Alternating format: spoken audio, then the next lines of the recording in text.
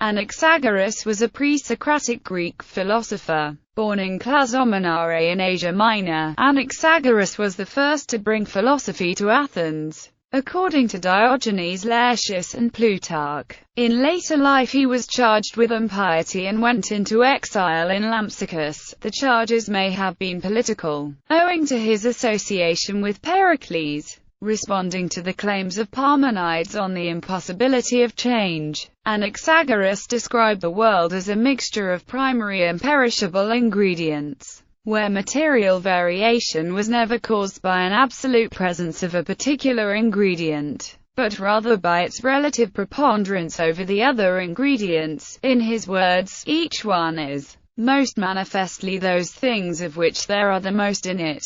He introduced the concept of nous as an ordering force, which moved and separated out the original mixture, which was homogeneous, or nearly so. He also gave a number of novel scientific accounts of natural phenomena. He produced a correct explanation for eclipses and described the sun as a fiery mass larger than the Peloponnese, as well as attempting to explain rainbows and meteors. Biography. Anaxagoras appears to have had some amount of property and prospects of political influence in his native town of Clazomenare in Asia Minor. However, he supposedly surrendered both of these out of a fear that they would hinder his search for knowledge. The Roman author Valerius Maximus preserves a different tradition. Anaxagoras, coming home from a long voyage, found his property in ruin, and said, "If this had not perished, I would have," a sentence, denoted by Maximus, as being possessed of sought-after wisdom. Although a Greek, he may have been a soldier of the Persian army when Clazomenare was suppressed during the Ionian Revolt. In early manhood he went to Athens, which was rapidly becoming the center of Greek culture. There he is said to have remained for 30 years.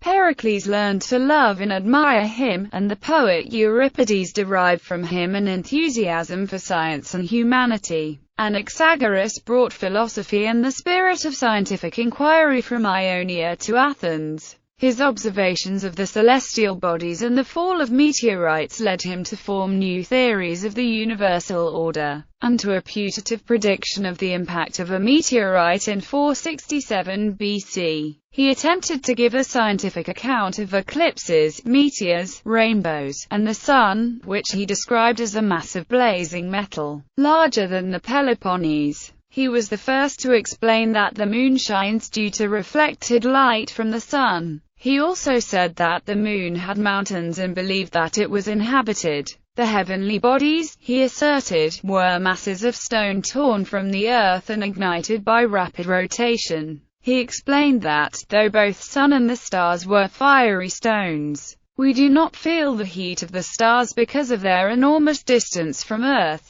He thought that the Earth is flat and floats supported by strong air under it, and disturbances in this air sometimes causes earthquakes. These speculations made him vulnerable in Athens to a charge of impiety. Diogenes Laertius reports the story that he was prosecuted by Cleon for impiety, but Plutarch says that Pericles sent to his former tutor, Anaxagoras, to Lampsacus for his own safety after the Athenians began to blame him for the Peloponnesian War. According to Laertius, Pericles spoke in defense of Anaxagoras at his trial, 450 BC. Even so, Anaxagoras was forced to retire from Athens to Lampsacus in Troad. He died there in around the year 428 BC. Citizens of Lampsacus erected an altar to Mind and Truth in his memory, and observed the anniversary of his death for many years. Anaxagoras wrote a book of philosophy, but only fragments of the first part of this have survived.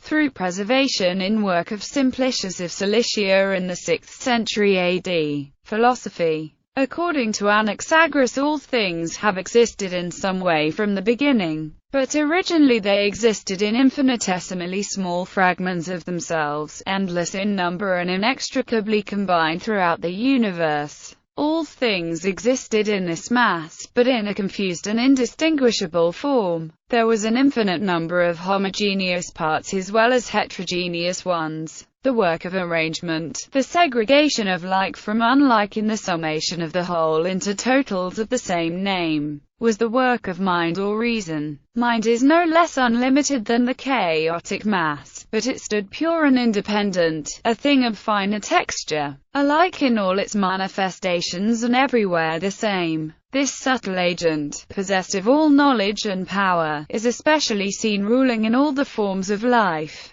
Its first appearance, and the only manifestation of it which Anaxagoras describes, is motion. It gave distinctness and reality to the aggregates of like parts. Decease and growth only mean a new aggregation and disruption. However, the original intermixture of things is never wholly overcome. Each thing contains in itself parts of other things or heterogeneous elements, and is what it is only on account of the preponderance of certain homogeneous parts which constitute its character. Out of this process arises the things we see in this world. Bibliography. Editions of the fragments Kurd, Patricia, Anaxagoras of Clazomenare, Fragments and Testimonia. A text and translation with notes and essays. Toronto, University of Toronto Press, 2007. Sider, David. The Fragments of Anaxagoras with Introduction, Text, and Commentary. Sankt Augustine. Academia Verlag, 2005. Kirk G. S., Raven, E., and Schofield.